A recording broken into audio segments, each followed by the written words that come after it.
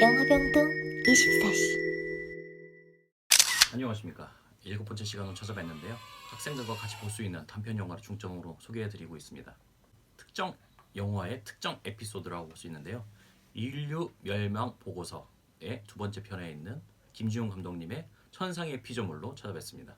저희는 사회를 맡은 김포 청소년영화제 집행위원장 조성윤입니다. 반갑습니다.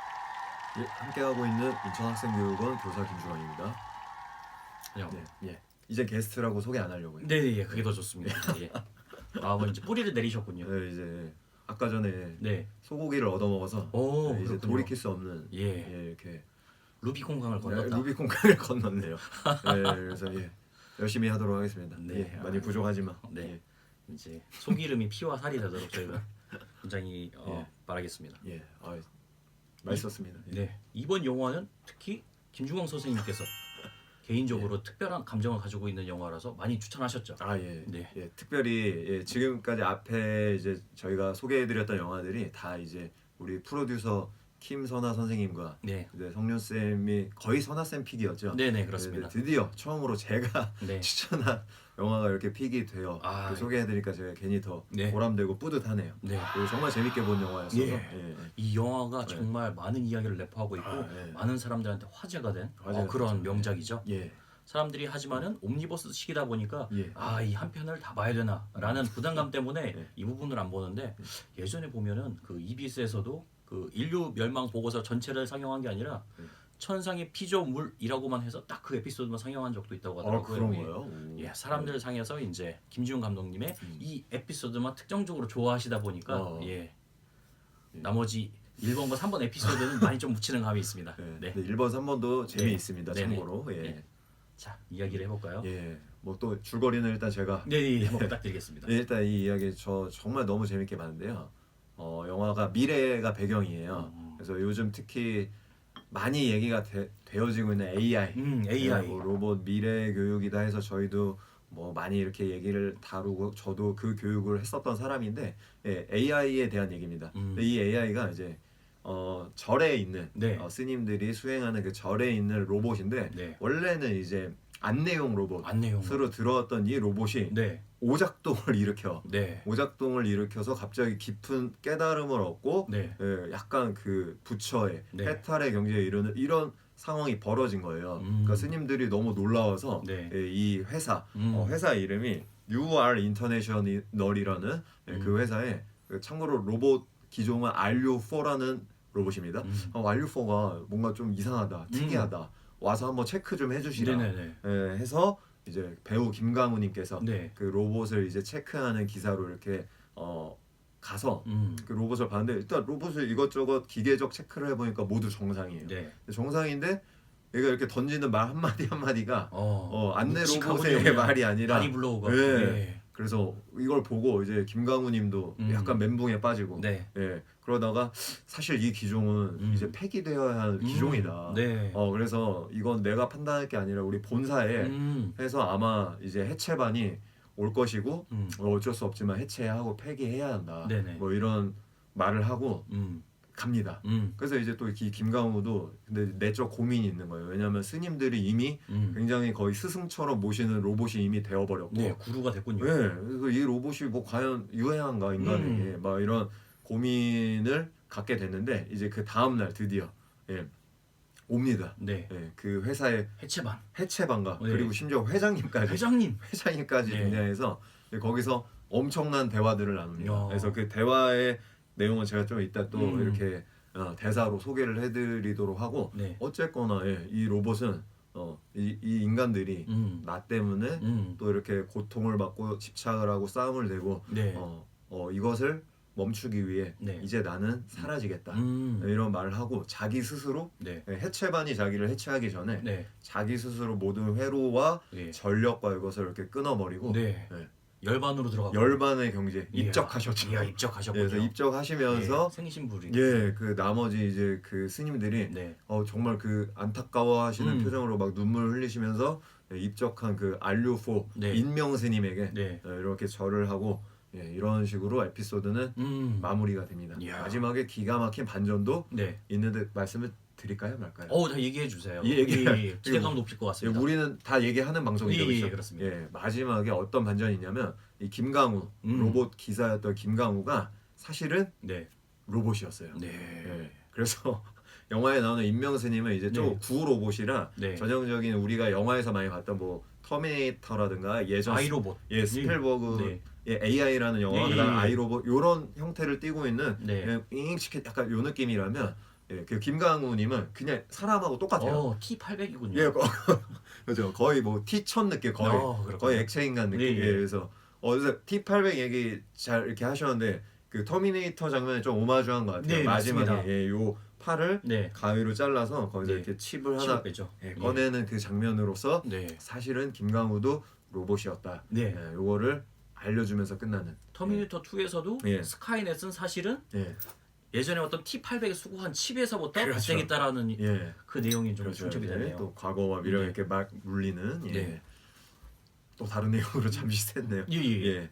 저 같은 경우에는 그러면은 김중홍 선생님께서 정말 좋아하시는 영화다 보니까 방송의 재미를 위해서 제가 이 영화에 대해서 한 공격을 한 3개 정도 하겠습니다. 거기에 대해서 김중홍 선생님이 조금 영화적인 측면에서 방어를 해주시면 좋을 것 같습니다. 이게 소고기의 대가가 바로 이렇게 시작이 되는 거예요. 아직 다 녹아들지 않았습니다. 아직 이제 시작인 것 같네요. 우선 첫 번째 문제는 바이센터니어맨이라는 영화 보셨나요? 그 로빈 윌리엄스. 그렇습니다. 제가 봤어요. 그 영화도 대중적으로 퍼진 로봇 중에서 하나가 인간적인 깨달음을 가지고 생명을 갖겠다. 그 부분에 굉장히 유사하다고 느껴졌거든요. 굉장히 미래가 발전돼 있잖아요. 물론 이 영화에서도 절만 보여주지만은 이족 보행을 하고 사고가 가능한 이런 로봇이 저변에 깔렸다는 거예요. 그걸 전제로 하고 있는데 과연 근데 왜 그 돈 많은 회장님은 지금도 이 순간에도 시판하고 있는 전동식 의자를 타고 나타났을까요? 원래 공중에 떠 있어야 되지 않을까요? 아니면은 무릎만 살짝 저르시는데 거기에다가 보조 장치를 해서 걸어 다닐 수 있으셔야지. 왜 지금도 팔고 있는 그 시골 아저씨들이 타고 다니는 그런 전동 휠체어를 타고 다니실까? 큰 의문이 예상치 못한 질문이라 정말 되게 일단 날카로운 질문이셨던 것 같고요. 정말 이런 질문이 들어올 줄 몰랐습니다. 뭐라고 대답해야 될지 지금 제 동공지진이 보이십니까? 그거 차례차례 한번 저희 궁금증에 대해서 한번 얘기해보고 싶어요. 저는 이 영화에 대해서 맨 처음에 편견을 가지고 있었어요. 왜냐면은 이 영화가 나왔을 당시 한국에서는 유행 중에 하나가 한국 영화하고 전혀 상관없는데 해외의 명작 이름을 그대로 갖다 쓰는 게 유행했었거든요. 뭐 드라마도 그랬었어요. 근데 뭐 품행제로라는 영화는 먼저 따로 있지만 류승범 배우가 나오는 개그물도 품행제로가 있는 것처럼 천상의 피조물이라는 것 자체도 94년도 해외 영화가 있죠. 피터 잭슨 감독님인가요? 그거를 그대로 헤븐리 크리처 가져다가 이름을 지어서 맞는 내용으로 하신 거예요. 그런 부분에 대해서 약간 편견이 있었어요. 그런데 김규리 배우님이 너무 아름다우신 그 배우님이 나오시더라고요. 연기도 너무 잘하시고. 그래서 너무 뛰었어요. 과연 이분이 이 영화에서 역할은 무언가? 저분 안 계셔도 되는 거 아닌가?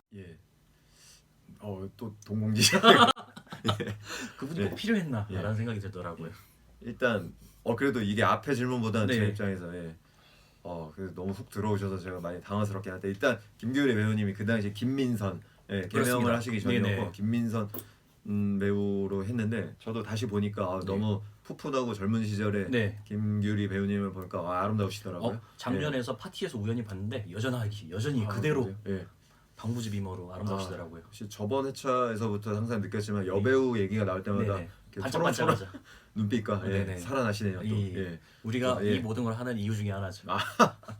그래서 제가 볼 때 일단 김규리 배우님의 거기서 역할은 그 어떤 깨닫지 못한 인간의 그러니까 뭐랄까 나약함과 이런 것들을 거기는 여러 스님이 물론 있지만 큰 스님도 있고 또 이제 그 주지 스님도 계시고 한데 그래도 그 어떤 수행과 정진을 하는 과정에서 어떤 그런 부족함과 그 다음에 임명 스님에 대한 어떤 애정과 안타까움을 가진 그런 인물로서 그 한 명이 필요했던 것 같아요. 근데 그게 거기 계신 아무래도 스님들보다는 조금 그 김규리 배우가 거기서 정확히 뭐 비군이라고 할 수 있는 위치는 아니었던 것 같아요. 머리가 빡빡이가 아니었던 걸로 봐서 그래서 그런 어떤 갈등하고 아직은 뭔가 부족한 깨달음에 이르지 못한 그런 인물로서 이렇게 좀 설정이 되었었던 네네. 게 아닐까 어떻게 싶습니다. 보면은 예. 거기에서 예. 수행하시는 분들의 대표성을 띈다. 그렇죠. 네.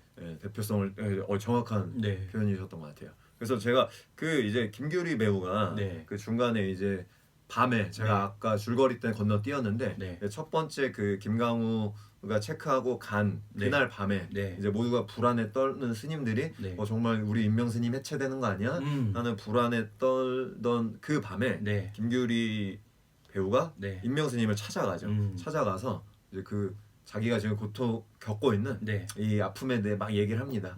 저는 임명스님이 정말 그렇게 될까봐 너무 걱정이 돼서 밤에 잠이 안 오네요. 네. 그러니까 임명스님이 그 로봇 스님이 네. 멋진 말을 하시죠. 제가 적어왔습니다. 네네. 이것은 제 손입니까? 시계입니까? 막 이렇게 자기 네. 손을 뚝 잘라서 갑자기 네네. 그리고 벽에 걸린 시계. 네. 그러면서 지각이란 분별한다는 말이고 분별이란 알물 나누고 갈라놓는 것일 따름입니다. 모든 일체 중생이 동일 중성을 가지고 있는데 지각이란 것이 하나는 부처로 네. 하나는 기계로 갈라놓고 나누는 것입니다. 우리는 이 지각이 불변의 실체라고 오인하여 집착함으로써 분별을 일으키고 고통받습니다.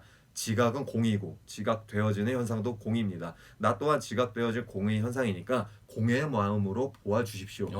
그래서 저는 이게 대사가 기가 막히더라고요. 저는 사실 기독교 신자인데도 이게 그 불교를 제가 깊이 모르지만 전형적인 그 공즉시색, 색즉시고 공즉시색의 그 어떤 그 세계관, 그 종교관을 이렇게 설파한 것 같은데 영화에 빗대요.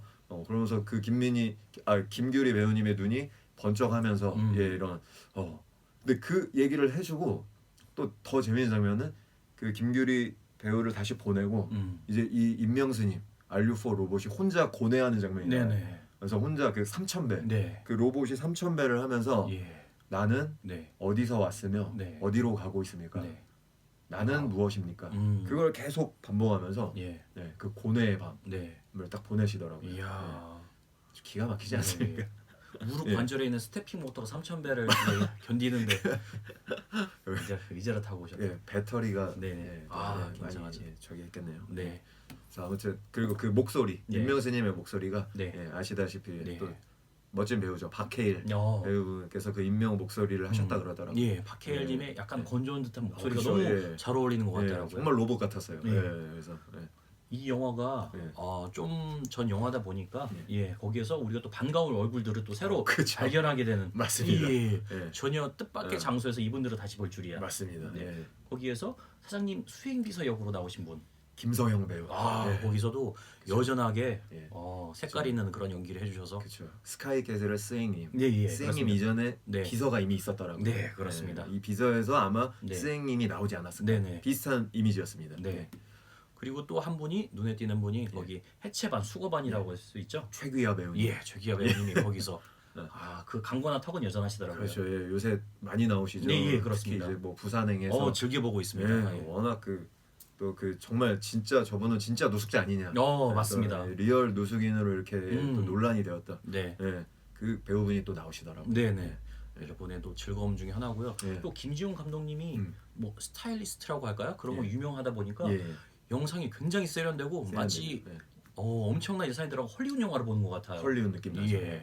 특히 이제 그 절의 어떤 전경도 저희가 생각하는 일반적인 절의 그 푸근한 느낌을 가져는 가되 그 굉장히 미래적인 요소들이 적절하게 섞여 있어요. 보시면 그런 재미가 굉장히 있고 그 다음에 이제 김강우 배우님이 사는 이제 원룸이 잠깐 나옵니다. 근데 그 원룸이 진짜 저희가 생각하는 그 전형적인 어떤 미래적인 모습, 어떤 조명이라든가 이런 것들이 굉장히 이게 9년 전 영화임에도 별로 촌스럽지 않은 세련된 굉장히 세련되죠. 그리고 저희가 배우 한 분을 빠뜨렸는데 나름 중요한 역이었죠. 조윤희 배우. 이분은 이제 그 스타일 자체가 정말 미래에서 약간 그 영화 밀라 요보비치가 갑자기 생각났던 그 영화 제목 갑자기 제5원소. 제 5원소가 생각났던 약간 그런 펑키한 스타일로 또 이렇게 나와서 로봇에 대한 또 이렇게 뭐 한 걸 던져주는 그런 장면도 있습니다. 보는 재미가 굉장히 많은 영화예요. 이야기하면서 그 절의 복도로 지나갈 때 그 나무 살 하나하나 사이로 햇볕이 들어오는 장면이 그것도 굉장히 젠이라고 하는 젠 스타일이면서 굉장히 미래적으로 느껴졌고요. 그리고 영화에서 가장 하이라이트 포인트 깨달음의 마지막 말을 할 때 예. 우리 임명스님이 카메라가 로우 앵글로 내려가면서 뒤에 있는 보살님의 얼굴하고 합쳐지면서 예, 예. 보살 그 상에 예. 부처님 상에 있는 광배가 바로 임명스님 예. 얼굴 뒤로 떴었을 때 깨달음을 얻는 거를 굉장히 상징해서 아주 기가 막혔습니다. 예, 기가 막히죠. 네. 예. 그리고 제가 또 이 영화에 대해 뭐 참 드릴 말씀이 많은데 일단 제목이 천상의 피조물이잖아요. 네, 그렇습니다. 그 맨 처음에 절 간판이 잠깐 보이는데 네. 절의 이름이 천상사입니다. 네, 천상사. 예, 그래서 이것도 역시 참 중의적인 그 내용이었던 것 같아요. 그러니까 그 임명스님 자체가 어쨌든 영화 안에서 천상사라는 절 안에서 하나의 어떤 부처로서의 정말 놀라운 단순 로봇이 아니라 피조물이지 않습니까? 네. 뭐 그런 의미도 있었던 것 같고 그 다음에 그 이제 회장님과 이제 이렇게 스님들 간의 티격태격 예. 다투는 대화 안에서 이제 회장님은 네. 로봇은 절대 인간에게 굴복해야 하고 네, 그렇습니다. 인간의 로봇 말을 사원칙. 예, 네. 로봇 사원칙을 막 예, 줄줄줄 하시면서 예.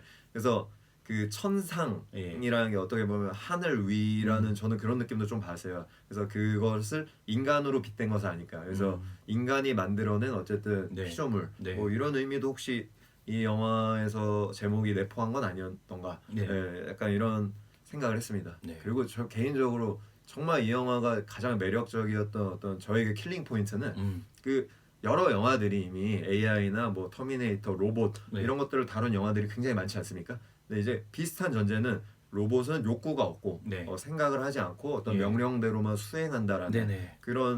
그런 상황에서 네. 갑자기 어떤 이상한 욕망이 생기면서 인간을 파멸시킨다거나 네. 뭐 이런 쪽으로 가는 주로 SF물이 많았는데 네. 이 영화의 굉장히 독특한 전제는 욕구가 없으므로 네. 근데 반면에 인간들은 여러 욕구와 욕심이 많지 않습니까? 네. 근데 이제 불교에서 말하는 가장 해탈, 보살의 경지는 바로 그 욕구, 모든 욕구로부터 자유로워지는 네, 그렇습니다. 바로 그런 상태를 이제 최고의 어떤 반열 경지로 네. 치는데 로봇은 이미 욕구가 없기에 네. 예, 그렇기에 이 로봇 자체가 너무 자연스럽게 네. 이미 열반이나 해탈의 경지에 이룰 수 있었다라는 그런 전제. 네. 그런 전제가 굉장히 신선하고 네. 좀 납득도 되고 설득력도 있고 네. 그리고 그 상황을 두고 그 이제 큰 스님 네. 이렇게 화면에만 나왔던 큰 스님 그리고 이제 회장님 네. 그 다음에 주지스님 이 세 분이서 티격태격 나오는 대화에서 정말 그 대화들이 각자 입장이 다르지만 네. 다 설득력이 있어요. 네. 네, 그래가지고 그런 게 저는 정말 너무 재미있었어요.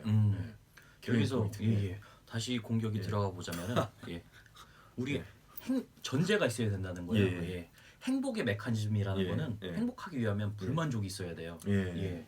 내가 네. 굉장히 방광이 터질 것처럼 액체 가득 차 있어요. 이거를 해소를 해야 행복이 생기고요. 예. 목이 굉장히 말라서 목을 마셔야 행복이 생기는 거예요. 예. 그 의미는 행복하려면 예. 불만족이 있어야 되는 거죠. 예. 열반이라는 거는 열반이 되기 위해서는 기저에 많은 욕구들이 있고 그 욕구를 다 잘라야 예. 열반으로 가는데 예. 욕구 자체가 없는 것에서 그거를 과연 열반으로 볼 수 있을 것인가? 예. 왜냐면 반대되는 성향이 발생하지 않았기 예. 때문에 그 열반이라는 것 자체도 최고의 욕망이라는 거죠. 그렇죠.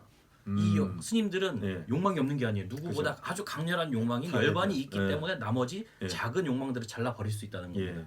그런데 과연 이 임명 스님이 애초에 욕구가 없는데 예. 이러한 현상을 식물적인 현상이지 이거를 해탈로 볼 수 있을 것인가? 해탈을 볼 수 있을 것인가? 옷을 어떻게 벗어 던져야 되잖아요. 예. 그런데 아예 벗어 던질 옷이 없다는 거죠. 예. 그래서 그 부분에 대해서는 예. 납득이 할 수 없었고요. 그리고 과연 회장님은 그 자리에서 그렇게까지 소리를 질렀어야만 했나? 엄청난 소리 지르잖아요. 예. 무슨 달변가예요. 달변가지. 회장이 아니라 무슨 히틀러가 온 줄 알았습니다. 예. 과연 그렇게까지 스님들한테 윽박 지르면서 음. 소리를 지를 만한 안건이었나? 음. 라는 부분에 대해서도 이제 예. 납득이 잘 안 갔었습니다. 예. 그러니까 이제 또 세 번째 저희 동공이 흔들리는 느낌인데 그 방금 말씀하셨던 이제 과연 로봇의 해탈로 볼 수 있을 것이냐? 예. 이게 그 영상 화면으로 이제 아주 네. 큰 스님이 나와서 이런 맞습니다. 논조로 얘기를 하세요. 네. 그래서 그것은 인간의 해탈과는 인간이 그 수억겁을 통해 정말 수행하고 고뇌해서 얻은 해탈과 이것이 과연 같냐라는 식으로 이렇게 연말하는 하면서 거죠. 예. 그래서 이 회장님과는 좀 다른 이유이긴 하지만 어쨌든 이 임명은 그런 걸로 인정할 수 없다. 그런 어떤 해탈로 인정할 수 없다라는 논조로 얘기를 하시고 네. 예, 반면에 이제 거기 계신 수행하시는 스님들이나 네. 그분들은 어떤 인간적인 정도 있었던 것 같아요. 네. 어쨌든 그 임명을 예. 그래서 정말 로봇으로 인식한 게 아니라 맞습니다. 자기들과 정말 함께 수행하고 예. 함께 가르침을 받고 나누었던 어떤 그런 하나의 동지로 여겼기 때문에 스님들 한 가운데 또 계셨죠. 그렇죠. 그래서 그 인명의 해체에 대해서 좀 더 인간적인 감정을 가졌기에 그걸로 반대할 수 있었던 게 아닌가 뭐 그런 생각이 들고요. 그다음에 그 회장님 우리 송영창 배우님의 그 달변 중에 제가 또 너무 와 멋있다 싶어서 나는 쫄았어요. 너무 소리를 지르셔서. 그렇죠. 여기서 이런 말씀하세요. 최초의 인간이 나무 막대기를 휘두르는 순간 그 나무 막대기 역시 스페이스 오디세이네. 인간을 휘두르고 있었던 거예요. 그렇습니다. 그래서 거기에 대고 이제 거기 주지스님이 멋진 말씀이십니다. 근데 바로 우리 수행자들이 물질과 정신의 화해를 하는 게 바로 수행이 아니겠습니까? 이렇게 얘기하니까 또 바로 받아치세요. 정말 인간이 물질과 정신이 화해했다고 생각하시는 거요? 인류는 물질과 한 번도 화해하지 못했어. 딱. 그래서 저는 이 대화를 보면서, 그러니까 이 원작자가 박성환이라는 분이시던데 이분 스스로도 원래 소설이 원작이죠? 소설이 원작이더라고요. 그러니까 그 소설 이 박성환의 진로 인문학이라는 뭐 이런 어떤 시리즈인가 봐요. 그 중에서 5장에 있는 레디메이드 보살이라는 그렇습니다. 게 이거의 원작이라는데 이분 자체도 어떻게 보면 어떠한 답을 이렇게 지지하기보다는 정말 그냥 저희들에게 던지신 것 같아요. 뭐 정말 만약 이런 상황이 만약 벌어진다면 무엇이 옳은가? 뭐 이런. 근데 저는 이거 보면 엄청난 소리 지르잖아요. 무슨 달변가예요. 달변가죠. 해장이 아니라 무슨 히틀러가 온 줄 알았습니다. 과연 그렇게까지 스님들한테 윽박 지르면서 소리를 지를 만한 안건이었나 라는 부분에 대해서도 이제 납득이 잘 안 갔었습니다. 그러니까 이제 또 세 번째 저희 동공이 흔들리는 느낌인데 그 방금 말씀하셨던 이제 과연 로봇의 해탈을 해탈로 볼 수 있을 것이냐 이게 그 영상 화면으로 이제 아주 큰 스님이 나와서 이런 맞습니다. 논조로 얘기를 하세요. 그래서 그것은 인간의 해탈과는 인간이 그 수억 겁을 통해 정말 수행하고 고뇌해서 얻은 해탈과 이것이 과연 같냐라는 식으로 연마라는 거죠.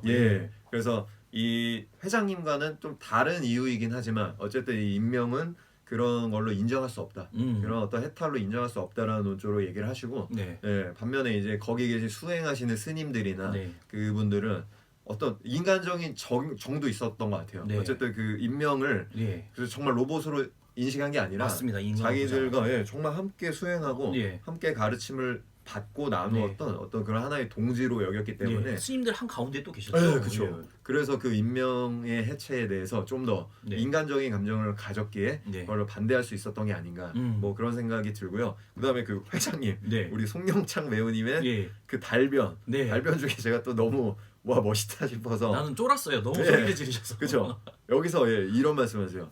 최초의 인간이 나무 막대기를 휘두르는 순간 그 나무 막대기 역시 스페이스 오디세이네. 인간을 휘두르고 있었던 거예요. 그렇습니다. 그래서 거기에 대고 이제 거기 주지스님이 멋진 말씀이십니다. 근데 바로 우리 수행자들이 물질과 정신의 화해를 하는 게 바로 수행이 아니겠습니까? 이렇게 얘기하니까 또 바로 받아치세요. 정말 인간이 물질과 정신이 화해했다고 생각하시는 거요? 인류는 물질과 한 번도 화해하지 못했어. 딱. 그래서 저는 이 대화를 보면서, 그러니까 이 원작자가 박성환이라는 분이시던데 이분 스스로도 원래 소설이 원작이죠? 소설이 원작이더라고요. 그러니까 그 소설 이 박성환의 진로 인문학이라는 뭐 이런 어떤 시리즈인가 봐요. 그 중에서 5장에 있는 레디메이드 보살이라는 그렇습니다. 게 이거의 원작이라는데 이분 자체도 어떻게 보면 어떠한 답을 이렇게 지지하기보다는 정말 그냥 저희들에게 던지신 것 같아요. 뭐 정말 만약 이런 상황이 만약 벌어진다면 무엇이 옳은가? 김종원 선생님이 놀란 게 역시 좋아하시던 영화다 보니까 여기에 대해서 감상도 깊고 정말 좋아하시는 영화신 것 같아요. 그래서 저 진짜 개인적으로 그러니까 이렇게 굉장히 다이렉트한 화법으로 어떤 관념적인 거를 영화 안에서 주고받는 이런 씬을 저는 이상하게 되게 흥미가 많이 가더라고요. 이런 게. 그러니까 제 개인적으로 그 책을 많이 읽진 않지만 그 러시아의 대문호이신 이제 도스토예프스키의 그 책을 몇 개를 봤는데 거기 이제 까라마조프의 형제들이라는 책이 있고 그 책 안에 이제 대신문관이라는 챕터가 있어요. 거기서도 이제 그 예수님에 대해서 예수님의 행동에 대해서 이렇게 두 입장이 굉장히 강하게 치고받는 어떤 그런 대화 형태가 길게 그 까라마조프 형제들과 관계없이 네. 이렇게 펼쳐지는 챕터가 하나 있는데 저 그런 게 되게 재미있더라고요. 김종원 그래서, 선생님도 예. 옛날 그 디즈니 만화처럼 이쪽이 천사 있고 이쪽이 악마 있어서 막 계속 흔들고 있는 그런 경험이 있습니까? 그런 경험, 예, 그런 경험이 있습니다. 네. 예, 언제나 예, 공존하죠. 학생들과 예, 같이 작품 활동할 때도 그게 그런 성향이 반영되거나 그러나요? 예, 그래서 네. 제가 사실 2018년도에 네. 그 서고 중학교 학생들하고 네. 이제 같이 제작했던 침묵과 형벌이라는 저도 봤습니다. 예, 감사합니다. 저 영화제 출품하셨잖아요. 상도 주시고 네. 예, 그래서 그 제목부터 굉장히 뭐 무겁고 다크한데 예, 거기서 이 학생들 수준에서 네. 예, 정말 방관자에 대해서 이것은 이 방관자 역시 이제 학교 폭력의 방관자 역시 피해자이다 아니다 가해자다 이걸 네. 두고 나름 철학적 대화를 굉장히 직접적으로 주고받는 그런 씬을 좀 넣어봤어요. 근데 그런 씬을 또 재밌게 봐주셔가지고 네. 예, 여러 대회에서 참 상을 많이 받았습니다. 예, 그래서 어쨌든 전 이 영화가 또 그런 모습을 굉장히 흥미롭고 재미있게 보여줘 어떤 정점에 있는 영화라는 네. 생각이 들어서 예, 정말 재밌게 봤고요. 예. 예. 저도 거기에 공감하는 게 회장님이 네. 말씀 한번 해주셨다시피 예. 물체를 휘두를 때 물체도 사람을 휘두른다. 그쵸, 예. 굉장히 공감하거든요. 예. 주와 부가 있는 게 아니라 예. 서로 예. 영향력을 굉장히 많이 일으켜요. 예, 그쵸. 제가 좋아하는 말 중에 이제 정신은 육체의 장난감이다 라는 말이 있습니다. 정신을 우리가 아주 고양되게 갈고 닦더라도 결국엔 몸이 힘들면은 그 정신은 그대로 유지가 될까요? 거기 휘둘릴 거예요. 타협을 하게 되고 육체 컨디션에 따라서 정신도 그만큼 영향을 받는 거죠. 당연히 우리가 보는 이 물질 세계에서 사람이 아무리 정신적으로 높은 가치를 추구하다고 하더라도 물질에 휘둘릴 수밖에 없는 거죠. 하지만 스미님들은 그 안에서만 너무 깨끗한 곳에서 너무 고상한 사고를 하고 계시는 건 아닌가라는 좀 생각이 들더라고요. 현실적으로 돌아보면은 이른바 현재의 한국 불교라고 한다면은 이런 사건이 터졌으면은 인명스님을 해체해서 탑을 세우고 관람료를 받겠죠. 사리도 이렇게 살이 할 게 너무 많잖아요. 인명의 팔입니다. 네네네. 인명의. 예, 그렇습니다. 예. 그래서 저는 이걸 보면서 좀 다른 얘기지만 실제 이 인명 스님과 같은 게 일어난 건 아니지만 비슷한 게 일어난 게 있다고 봐요. 알파고. 예, 그러니까 알파고는 어쨌거나 인간이 아니고 그 인공지능이잖아요. 그 어쨌든 그렇습니다. 수학적인. 근데 이 친구를 우리 전 세계 프로 바둑 기사들이 사실 못 이기고 있잖아요. 못 이깁니다. 이세돌님께서 한 판 정말 이긴 것도 어떻게 보면 대단한 것 같은데 이제 그 한 판도 앞으로는 사실 이기기 힘들 거라 그렇죠. 이 학습 능력이 워낙 뛰어나서 그러니까 이제 딱 그런 가치가 화두가 됐던 것 같아요.